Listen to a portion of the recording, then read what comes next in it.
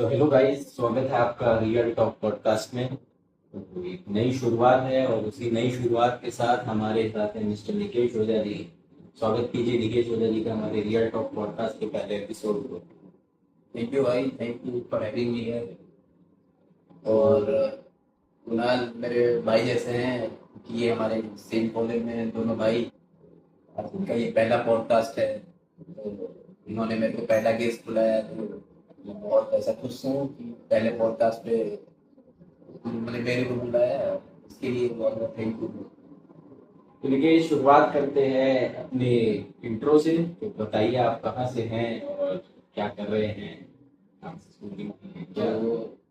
भाई ने जैसे पूछा कि मैं कहाँ से हूँ और मेरी स्कूलिंग वगैरह कहाँ से हुई है, तो कहीं मैं बक्सर बिहार से हूँ। और मेरी स्कूलिंग क्लास 6 7 तक हुई है बक्सर में ही। मेरी स्कूलिंग बिहार सेंट्रल स्कूल था मेरा स्कूल। और बाकी मैंने अपने 8 क्लास से मेरे को कोटा भेज दिया गया था। बाकी जैसे बिहार में होता है कि आप जाके बाहर से ही पढ़ो, क्योंकि ऐसा सबको पता ही है कि बिहार में उतनी स्कूलिंग की मतलब सुविधाएं अच्छी नहीं है। तो पेरेंट्स ऐसा चाहते हैं कि फ्यूचर बढ़िया सिक्योर हो लड़के का, तो उन्होंने मेरे को ऐसा हॉस्टल में डाल दिया कोटा। तो मैंने वहाँ से अपनी आगे की पढ़ाई की। 10th तक मैंने वहाँ तक पढ़ा।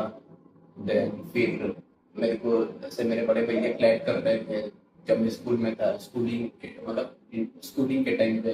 तो मेरे को वो मोटिवेट किया कि मेरे को भी मतलब कुछ अच्छा करना चाहिए, कुछ क्रिएटिव करना चाहिए। और आप अगर कोटा में अगर देखे आप, तो बोर्ड लगी है कि जेई और नीट ही करना है। तो ये बात बता दी जाए ऑडियंस को कि कोटा जो है वो एक हब ऑफ एजुकेशन बन रहा है मॉडर्न टाइम में। बहुत क्लियर प्रेशर होता है बच्चों पे, कई बच्चे रैट रेस के भी शिकार होकर कोटा में आते हैं। तो उसी के बारे में, कोटा के बारे में निकेश जी से और जानेंगे। तो जैसे कि इन्होंने बताया कि रेट रेस है, ऑब्वियसली रेट रेस है। बहुत लड़के आते हैं उधर से, यूपी बिहार से, जेई क्लियर करना है, नीट क्लियर करना है। बट मेरे को ऐसा पर्सनली था कि मेरे को थोड़ा हट के कुछ करना है, तो मैंने ये लॉ का फील्ड चूज किया। 11th क्लास में मैंने ह्यूमैनिटीज चूज किया। फिर क्लैट का पेपर वगैरह दिया। अभी कर रहे हैं। क्रिकेट स्कूलिंग और काफी डाइवर्स एक्सपीरियंस लेके आप अभी कॉलेज में हैं। बताइए आप कौन से कॉलेज में और क्या डिग्री परस्यू कर रहे हैं। तो right now I mean national law university Tripura. Growing college है कि हालिया ये स्टार्ट हुआ है, तो मतलब ये ग्रोइंग कॉलेज है। और अभी मैं B A honours 5 year course कर रहा हूँ इस कॉलेज से। नेशनल लॉ यूनिवर्सिटी त्रिपुरा, जैसा कि आप देख सकते हैं, एक नेशनल लेवल लॉ इंस्टीट्यूट है। तो निकेश भाई की बक्सर से त्रिपुरा की कहानी कहाँ पहुंची है, ये हमने जाना है उनसे। निकेश भाई, कॉलेज में कैसा है, क्या है आपका कॉलेज? तो क्या एक्सपीरियंस प्रोवाइड करता है? जैसे कि मैंने बताया कि भी हमारा कॉलेज में है, तो थोड़े चैलेंजेस हमें फेस करने को मिलते हैं। जैसे कि थोड़ी सुविधाएं कम है अदर एन से, बट ग्रोइंग कॉलेज है तो चूज कर दिया। बाकी टीचर सही है, मतलब मैं ऐसा फ्लरिश करके नहीं बताना चाहूंगा कि मतलब बहुत एक्स्ट्रा ऑर्डिनरी है, बट ठीक है। मतलब आप ग्रोइंग कॉलेज में आते हो तो इनिशियल जो चैलेंजेस रहते हैं उसको आपको फेस करके फिर आगे जाना पड़ता है धीरे धीरे। तो इसी तरह मतलब हाँ ठीक ही है। तो एक कॉमन क्वेश्चन जो है, जो हर एक आम आदमी का क्वेश्चन होता है, हर एक बच्चे का क्वेश्चन होता है, हर एक सीनियर का क्वेश्चन होता है कि भाई कुछ भी करते हो तो किसी चीज की तरफ आपकी इंक्लिनेशन जरूर रहती है। चाहे वो स्पोर्ट्स के अंदर हो, चाहे वो आपकी कोई हॉबी हो, यानी कि गिटार बजाना, या आपको हॉबी हो नॉवल पढ़ना, कुछ भी हो सकता है, सिंगिंग, पेंटिंग। तो निकेश जी से पूछना चाहेंगे कि आपकी इंक्लिनेशन किस तरफ थी बचपन में? तो मैं बताना चाहूंगा कि जब मैं स्कूल में था अपने, तो मैंने अंडर 14 क्रिकेट खेला था। क्या? मेरे घर घर में ऐसा कल्चर है कि बड़े भैया लोग क्रिकेट देखते थे, तो वो कल्चर आया है मेरे अंदर उधर से कि क्रिकेट खेलना है, क्रिकेट खेलना है। तो फिर हमारे कोटा के स्कूल में अंडर 14 वगैरह के मैचेस होते थे नेशनल लेवल के लिए। तो वहाँ मेरा मन था, समहाउ मैंने अच्छा परफॉर्म किया उधर, तो मेरी सिलेक्शन हो गई थी अंडर 14 की टीम में। तो हमारा स्कूल आनंदपुरा नालंदा एकेडमी, हमारी टीम सेलेक्ट हुई थी और हमने बहुत सारे ऐसा टूर्नामेंट जीता था। और हमारे स्कूल के बच्चे हायर लेवल पे खेलने जाते थे, राजस्थान को रिप्रेजेंट करते थे। रणजी ट्रॉफीज में, स्मैक ट्रॉफी में। तो अब बढ़िया एक्सपीरियंस था मेरा। मतलब मेनली क्या बोल सकते हैं कि इंक्लाइनेशन स्पोर्ट्स में क्रिकेट की तरफ ज्यादा था, और मैंने क्रिकेट खेला है अच्छा खासा। मेरी हॉबी भी बोल सकते हैं कि क्रिकेट था, तब अच्छा खेलता था। जैसा कि आपने बताया कि आपके क्लब के बच्चे, आपके स्कूल के बच्चे काफी आगे तक गए, तो कॉलेज में क्रिकेट को लेके क्या सिनेरियो है? क्या कॉलेज कोई बढ़िया प्लेटफॉर्म प्रोवाइड कर रहा है क्रिकेट के लिए या नहीं कर पा रहा है? जैसा कि भाई ने पूछा मेरे से कि आपके कॉलेज में कैसा कल्चर है स्पोर्ट्स का, तो अ, जैसा मैंने बताया है कि मेरा कॉलेज अभी थोड़ा नया है, इनिशियल फेज में अभी खुद ही कर रहा है। तो स्पोर्ट्स कमेटी में मैं अभी हूँ, स्पोर्ट्स कमेटी के लिए काम कर रहा हूँ अपने कॉलेज के लिए। अभी अभी इंटर टूर्नामेंट्स होते हैं और बाहर भी मैचेस होते हैं, कभी मेरे को क्रिकेट का कैप्टन बनाया गया है। तो मेरे को मतलब ऐसा लगता है कि अगर मैं बाकियों को ऐसा थोड़ा सिखा पाऊँ तो मेरे लिए बहुत ऐसा खुशी की बात है कि मेरे को जो थोड़ी बहुत भी स्किल आती है मैं बाकियों को भी ऐसा दे पाऊँ, सिखा पाऊँ। ये अच्छी बात है स्पोर्ट्स कल्चर के लिए कॉलेज में। यही है। कॉलेज जैसी जगह पे क्रिकेट या किसी भी स्पोर्ट्स का मोर्चा उठाना बहुत बड़ी परीक्षा के रूप में देखा जा सकता है, क्योंकि काफी नए बच्चे होते हैं, काफी नए बच्चों से आप घुलते मिलते हो, आपको नहीं पता होता वो कैसा खेलते हैं या कैसा खेलेंगे, बट फिर भी हम बेट लगा के वो कई टूर्नामेंट्स में लेके जाते हैं। तो निकेश जी, जैसा कि आपने बताया कि आप कई टूर्नामेंट्स में जाते हैं, तो आप बताएंगे हमारे ऑडियंस को कि आप कौन से टूर्नामेंट में अभी तक गए हैं या आपने यूनिवर्सिटी को रिप्रेजेंट किया है? तो जैसे कि बताया कि मैंने कुछ टूर्नामेंट में हम लोग गए थे बाहर, अपने कॉलेज से बाहर रिप्रेजेंटेशन के लिए अपने कॉलेज को। तो अभी हम लोग एनआईटी जा चुके हैं, national institute of technology Tripura में, जो त्रिपुरा में इन्विटेशन आया था, हमने एक्सेप्ट किया। हमारी टीम अच्छी परफॉर्म की, बट समहाउ हम फाइनल मैच हार गए। तो वो थोड़ा है, चैलेंजेस है हमारे लिए।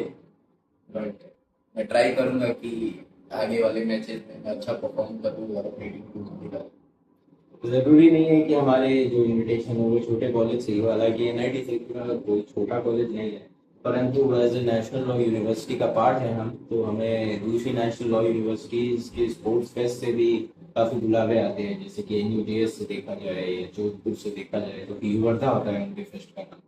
तो ऐसा नहीं है कि हम सिर्फ अभी छोटी जगह पे रिप्रेजेंट कर पा रहे हैं, बस हमारे पास थोड़े साधन कम है और थोड़ी टीम की अच्छी ज़रूरत है, नहीं तो हम आगे भी रिप्रेजेंट करेंगे अपनी यूनिवर्सिटी को।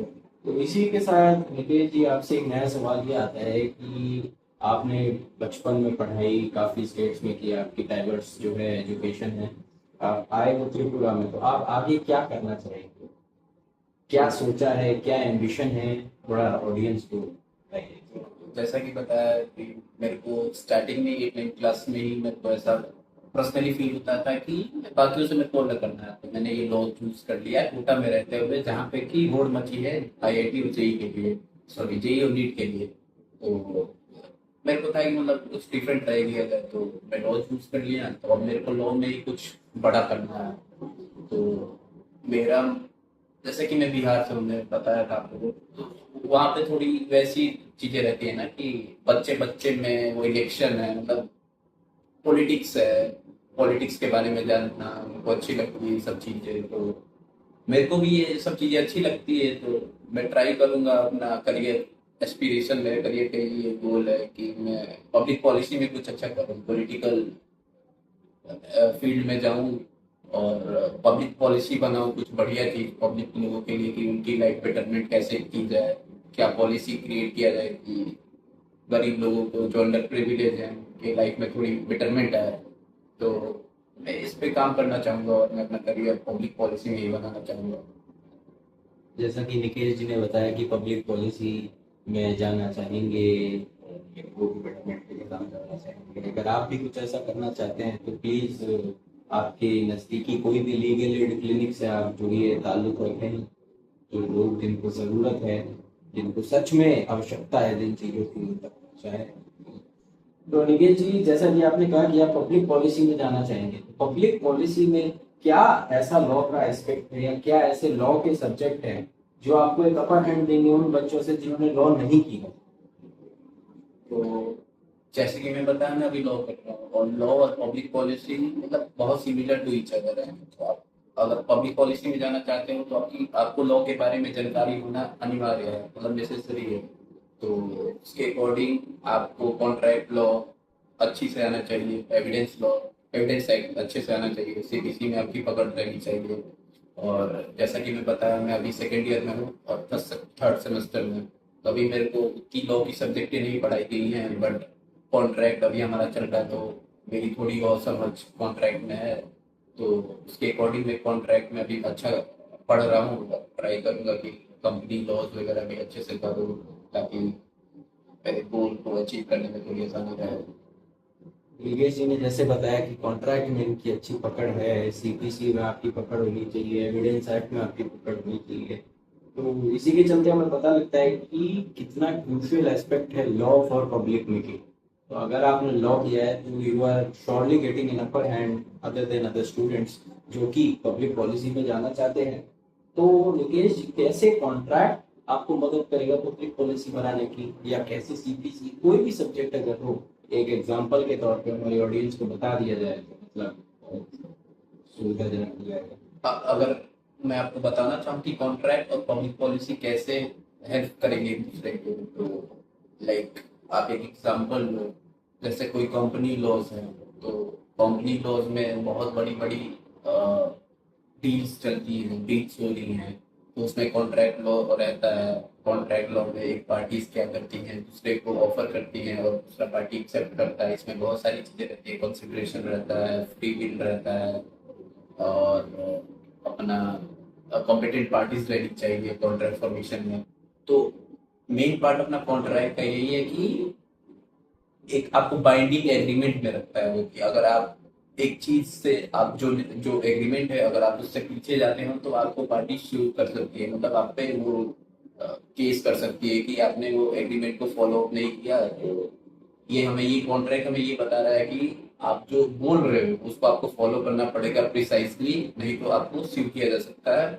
और पब्लिक पॉलिसी में भी यही है कि जैसे बड़ी बड़ी कंपनीज हैं, वो आपको एक टेंडर निकालेंगे कि आप रोड बनाओ। रोड में अगर आप अच्छे से रोड नहीं बना रहे हो, रोड बहुत जल्दी टूट जा रहे हैं, तो आप उस कंपनी को स्यू कर सकते हो कि एक टाइम ड्यूरेशन भी आपको गिवन रहता है कि अगर आपने ये हाल में ही रोड बनाया तो इतने दिन, at least some duration period, time period तक वो चले, ना कि वो टूट जाए। तो इस वे में पब्लिक पॉलिसी और कॉन्ट्रैक्ट लॉ एक दूसरे को हेल्प कर रहे हैं। जैसा कि इन्होंने बताया कि कॉन्ट्रैक्ट लॉ और पब्लिक पॉलिसी कैसे एक साथ है, लेकिन हमारी ऑडियंस के लिए हम प्रिज्यूम कर लेते हैं कि अगर नई ऑडियंस है, लॉ के माध्यम से नहीं है, पब्लिक पॉलिसी नहीं जानती है क्या होता है, तो उनके लिए प्लीज हमारी ऑडियंस को ये बता दीजिए कि भाई पब्लिक पॉलिसी है वो होता क्या है, पब्लिक पॉलिसी किस प्रकार की होती है, पब्लिक पॉलिसी कौन बनवाता है, कौन बनाता है। इसके चलते कुछ क्रूशियल एस्पेक्ट्स पब्लिक पॉलिसी के भी प्लीज अगर आप शेयर कर दें। तो मैं पब्लिक पॉलिसी के बारे में ये बताना चाहूंगा कि आप पब्लिक पॉलिसी, आप जैसे आपको पार्टी पसंद है, आपको बीजेपी पसंद हो, एक्स पार्टी पसंद हो, आप उसके आपकी और उसकी मेंटेलिटी सिमिलर है, आप उसको रिग्रेसली फॉलो कर रहे हो, तो आप चाह रहे हो उस पार्टी में जाऊं और उसके साथ काम करूं, उसके साथ पॉलिसीज बनाओ लोगों की मदद करने के लिए। तो उस वे में आप पॉलिटिकल एस्पिरेशन आपका अगर मीट हो रहा है, देन अपना क्या बोल सकते हैं, आपका आपका सिमिलर माइंडसेट है उस पार्टी से, तो आप उसके साथ काम कर सकते हो। बेसिकली पब्लिक पॉलिसी ये है कि लोगों के लिए आपको पॉलिसी बनानी है, और जो कि बेटरमेंट करे लोगों की लाइफ, फिर से अपना लोगों की नीडफुल है। जो जैसे कि आप एक एग्जांपल दे रहा हूँ, जैसे कि मैं बिहार से हूँ और मेरे को पता है कि बिहार में बहुत लोग ऐसे जो अंडर प्रिविलेज हैं, बट उनके लिए कोई काम नहीं हो पा रहा है। तो मैं ये चाहूंगा कि उन पे कुछ पॉलिसी बने जो उनका लाइफ अपलिफ्टमेंट हो, थोड़ा बेटरमेंट उनकी लाइफ में आए। और उसी वे में पब्लिक के लिए पॉलिसी बनाना, ऐसे डिजाइन करना कि हेल्प हो सके सोसाइटी के लिए, तो यही है बस पब्लिक पॉलिसी। तो ये होती है पब्लिक पॉलिसी, जैसा कि आपने जाना। तो पब्लिक पॉलिसी में कोई ऐसा पब्लिक पॉलिसी मेकर है आपका फेवरेट, पर्सनल फेवरेट, जो आपको इंस्पायर करता है to do more, to go more, और लोगों के बेटरमेंट के लिए काम करना? कोई अगर आपका कोई आइडल है, please share with us. Idol तो नहीं बोलेंगे, बट वो मेरे को बहुत ऐसा फैसिनेट करता है वो आदमी। वो है प्रशांत किशोर, जी जो कि वो भी बिल्कुल। बिहार से ही है, और मेरे अकॉर्डिंग वो बक्सर से ही है। तो वो मेरे को उनका काम बहुत ऐसे, मतलब मैं उनको ऐसा, मतलब एज अ पर्सन बहुत ऐसे लाइक करता हूँ, क्योंकि वो जो उनकी सोच है, लाइक जो काम करने की एबिलिटी है उनकी, जो वो छोटे छोटे मतलब चीज़ों पे काम करते हैं, वो मेरे को बहुत ऐसा फैसिनेट करता है। और जैसे कि पॉलिटिकल अभी इलेक्शन हुए थे, back in to the days 2015 election हुआ था अपना लोकसभा के लिए। तो हमारे पीएम, जो अभी भी पीएम है, वो बीजेपी के काम किए थे, बीजेपी के साथ काम किए थे, और ऐसी पब्लिक पॉलिसीज बनाई थी कि Modi ji came in the power, he became अपना प्राइम मिनिस्टर ऑफ इंडिया। तो है मतलब कि वो मेरे को इंस्पायर करते हैं कि किन टेक्निकल पॉइंट्स पे ऐसे काम करना चाहिए, और क्या मतलब दिमाग में रख के काम करना चाहिए कि आप आगे बढ़ सको, आप जो काम कर रहे हो उसमें सक्सीड कर पाओ। बेसिकली ये मैं बोलना चाहूँगा। ये जाना इन्होंने अपने फेवरेट पॉलिसी मेकर जो कि है प्रशांत किशोर, उनके बारे में काफ़ी डाइवर्स हिस्ट्री रह चुकी है उस आदमी की, काफ़ी कुछ कर चुके हैं वो। जैसे कि इन्होंने बताया कि पीएम मोदी के लिए उन्होंने पॉलिसीज बनाई, और अगर बात करूँ वेस्ट बंगाल में तो शायद उन्होंने ममता बनर्जी के लिए भी पॉलिसीज बनाई, और आंध्र प्रदेश में भी मेरे हिसाब से जो है चंद्रबाबू नायडू, उनके लिए भी उन्होंने काफ़ी पॉलिसी बनाई है। तो ऐसा नहीं है कि ये सिर्फ इन्हीं को इंस्पिरेशन है या इन्हीं को ही मोटिवेट करते हैं, is motivation to all of us. काफी सीरियस बात हो गई जो थोड़ा मूड लाइट करने के लिए आपसे पूछा जाए कि कॉलेज जो है, कॉलेज में आप डाइवर्स लोगों से मिलते हैं, कई लोगों से मिलते हैं, कई लोगों के नए आइडियाज जानते हैं, कुछ आइडियाज आपको पसंद आते हैं, कुछ आइडिया नहीं पसंद आते हैं। तो कॉलेज में कैसे एनवायरनमेंट में रहना आप पसंद करते हैं? कई, जैसा हम देखे कॉलेज में कई लोग होते हैं जो किसी चीज को सीरियसली नहीं लेते हैं, कुछ ग्रुप होते हैं जो हर चीज को बहुत सीरियसली लेके काम करते हैं, दिमाग में कुछ और चल नहीं चल रहा होता है ना, सिर्फ study study and what to do in future, tension ये करने का वो करने का। तो एनवायरनमेंट जो है कॉलेज का, वो कैसे आपकी लाइफ को इम्पैक्ट होता है? तो ये बहुत इंपॉर्टेंट क्वेश्चन पूछा आपने कि एक हमारा इन्वायरमेंट भी आपको ऐसे मेंटली परेशान कर सकता है अगर अच्छा इन्वायरमेंट नहीं रहा तो मेरे अकॉर्डिंग इन्वायरमेंट तो लाइवली होना चाहिए कि जहाँ पे आप अच्छे से ग्रो कर पाओ। स्ट्रेसफुल इन्वायरमेंट नहीं होना चाहिए जहाँ पे आप, अगर आप 5 ईयर का हमारा कोर्स है लॉ का, बीए में, तो आप ऐसा इन्वायरमेंट में रहो ना जहाँ की लाइवली माहौल रहे, आप ऐसा ग्रो कर पाओ। अगर बहुत स्ट्रेस रहेगा, आपस में ही बहुत ज्यादा कंपटीशन रहेगा, आप हेल्पफुल नेचर में नहीं रह पाओगे, फिर ऐसे लोग ऐसे आपको कुछ मदद नहीं कर रहे। तो मेरे अकॉर्डिंग तो माहौल लाइवली होनी चाहिए, और लाइवली माहौल में आप अच्छे से ग्रो कर पाओगे एक दूसरे की मदद करके। क्योंकि हमारा कॉलेज थोड़ा नया है तो ज़्यादा लोग नहीं है, तो एक दूसरे में घुल मिल के रह के और एक दूसरे की थोड़ी मदद करके इस माहौल में अगर आप अच्छे से काम करो तो आप ऐसे बहुत अच्छे ग्रो कर पाओगे। बिल्कुल, ये बात एकदम सही कही है। और जैसा कि आपने कहा कि माहौल लाइवली होना चाहिए, कंपटीशन ना हो ऐसा तो हो नहीं सकता है। कंपटीशन हर जगह मौजूद रहेगा, भले ही आप किसी से बात करो, आपके दिमाग में क्या चल रहा है लेकिन सामने वाला कुछ और चीज लेके सोचा हो। कंपटीशन रहना चाहिए गाइस, लेकिन कंपटीशन शुड बी हेल्दी, ताकि वो दोनों इंडिविजुअल को मदद करे ग्रो करने में। मेरे कहने का मतलब वही था, कंपटीशन रहना चाहिए, बट वो नेगेटिव कंपटीशन नहीं रहना चाहिए। हेल्दी कंपटीशन की एक दूसरे की मदद करे ग्रोथ में, ना कि आप कंपटीशन है तो आप किसी की टांग खींच रहे हो। ये थोड़ा नहीं होना चाहिए। बाकी तो आखिर में चलते चलते इस पॉडकास्ट में आखिरी चीज भी आपसे पूछ ली जाए कि जिंदगी का कोई ऐसा पल बता दीजिए, या कोई ऐसी आप कोई भी मोमेंट बता दीजिए लाइफ का जिसमें आपको इमेंस खुशी मिली थी और आप वो कभी भूल ना पाएंगे। ये तो आप बहुत तगड़ा क्वेश्चन पूछ लिए। ये जाते जाते इसमें कभी मेरे भी को, उदास मोड से नहीं जाना चाहिए, खुशी अरे मोड से बिल्कुल, जाना चाहिए। मेरे को थोड़ा ये क्वेश्चन, आपने तो तगड़ा क्वेश्चन पूछ लिया, मेरे को थोड़ा टाइम लगेगा सोचने में। जैसे कि मेरी लाइफ की पहली खुशी थी जब मुझे पहली बार बहुत महंगे फुटबॉल के जूते दिला दिए थे। मुझे लगा था मैं लायक हूँ, मुझे लगा था मैं काबिल हूँ, तभी मेरे माँ बाप ने ऐसा कदम उठाया। इनके लिए हो सकता है, क्या पता इनको कोई बहुत अच्छा बैट दिलाया हो, क्या पता कोई बहुत अच्छा क्रिकेट सेट दिलाया हो, क्या पता। कई चीजें होती है दिमाग में और दिमाग में दौड़ती है, इसीलिए ये क्वेश्चन एक मेरे साथ काटा गया है। एक्सपीरियंस हो चुका है ऐसे कि जब मैं क्रिकेट 9th क्लास में स्टार्ट किया था खेलना लेदर बॉल से, तो मैं ग्राउंड में ऐसे डेली जा रहा हूँ, बट मेरे को ऐसा मौका नहीं मिल रहा है। कोच लग रहा है कोच को कि यार अनसीरियस बच्चा है, थोड़ा थोड़ा दिन ऐसे ही खेलेगा फिर गायब हो जाएगा। इसी उनके माइंड में भी ये होगा। तो मेरे को चाहिए था कि ऐसे मेरे को मौका मिले बैटिंग का, फिर मैं ऐसा प्रूफ कर पाऊँ कि नहीं मतलब मैं सीरियस हूँ इसको लेके। तो से 15 डेज 20 डेज बीत गए, मेरे को मौका ही नहीं मिल रहा है। मैं फील्डिंग कर रहा हूँ और वापिस जा रहा हूँ, फील्डिंग कर रहा हूँ वापिस जा रहा हूँ। फिर somehow मेरे को मौका मिलता है एक दिन और मैं मतलब अच्छा परफॉर्म करता हूँ, तो उस दिन मेरे को ऐसा लाइक बहुत खुशी मिला था कि हाँ मतलब मौका मिला, तो मतलब मैंने प्रूव किया कि हाँ मतलब अच्छा खेल पाया। यही है। ये मेरे को बहुत ऐसा खुशी वाला उस टाइम लगा था कि मैं बहुत उस टाइम यंग था। यंग तो अभी भी हूँ मैं वैसे, लेकिन उस टाइम थोड़ी वो बच्चों वाली माइंडसेट थी ना कि मौका कैसे नहीं मिल रहा है मेरे को, बिना मौका दिए मेरे को ऐसे कैसे बाहर रख रहे हैं। वो वाली माइंडसेट थी मेरी थोड़ी। उस टाइम पे मेरे को लगा था कि हाँ मतलब अगर आपको मौका मिलता है तो मौका आप कैसे अवेल करना है, ये मेरे को थोड़ा लगा था। और ये मेरे मूवमेंट मेरे लिए बहुत थोड़ा सा खुशी का था।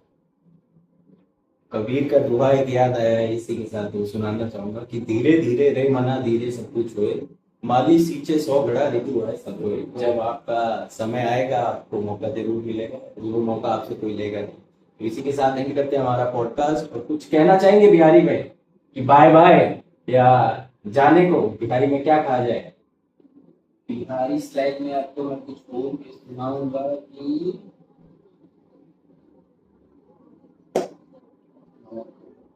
थोड़ा टाइम लग सकता है क्योंकि बिहारी बहुत डाइवर्स लैंग्वेज है, तो उसके एक्चुअली ये बिहारी लैंग्वेज नहीं है। बिहारी बिहार से जो लोग होते हैं उनको बिहारी बोलते हैं, और हमारा जो बिहार का लैंग्वेज है उसको भोजपुरी बोलते हैं। जी जी वो जी, करेक्ट करना चाहूंगा। भोजपुरी भोजपुरी भोजपुरी में कुछ मैं भोजपुरी में एक स्लैंग बोलना चाहूंगा कि गर्दा। गर्दा उड़ावत रहा। हाँ, गर्दा उड़ा रहा। तो गाइस मिलेंगे नेक्स्ट पॉडकास्ट में। Thank you for watching and thank you for being